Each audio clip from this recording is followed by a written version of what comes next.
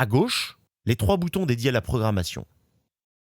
J'appuie sur le bouton Prog et je choisis le jour de la semaine à programmer. Par exemple le samedi. Je valide par le bouton OK.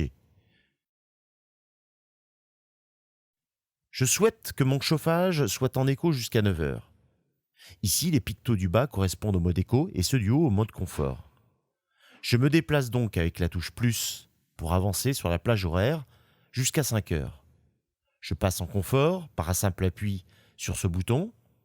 6 heures en éco, je rappuie.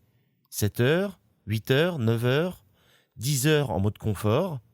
Puis j'avance jusqu'à 22 heures, heure à laquelle je me couche. Et je passe en mode éco jusqu'à minuit. Je valide cette programmation journalière par le bouton OK, puis passe au jour suivant. Une fois ma programmation effectuée, je sors en appuyant à nouveau sur Prog.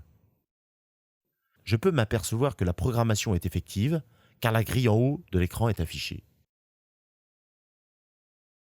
On note que l'on peut à tout moment déroger à la programmation en passant en mode confort permanent, éco, hors gel ou revenir à la programmation que l'on vient de réaliser.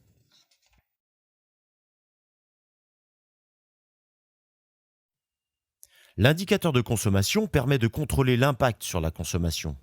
Le code couleur correspond aux différentes consignes de température. Vert pour une température inférieure à 19 degrés,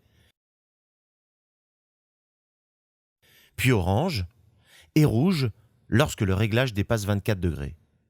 Cet indicateur n'apparaît qu'au moment du réglage.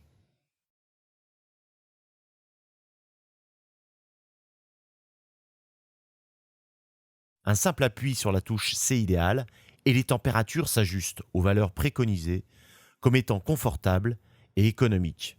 Éco à 15,5 et confort à 19. Un appui de 3 secondes permet d'ajuster les températures et active toutes les fonctions à économie d'énergie, le mode auto et la détection de fenêtres ouvertes.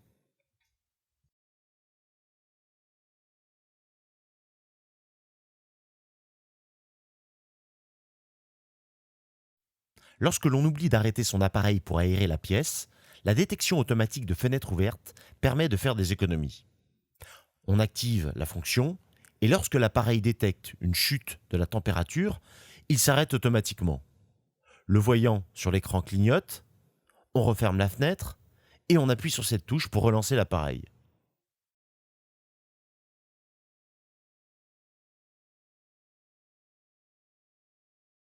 Pour mettre votre appareil sous tension, n'oubliez pas d'activer l'interrupteur bipolaire situé sur le côté du boîtier. Celui-ci permet une coupure totale de l'alimentation hors période de chauffe.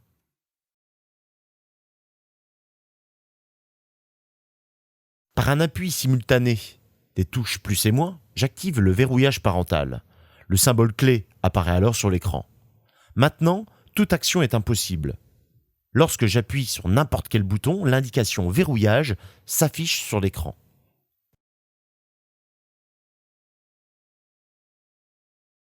Il se déverrouille de la même façon. La manipulation pour activer ou désactiver cette fonction est identique sur tous les boîtiers Noireau.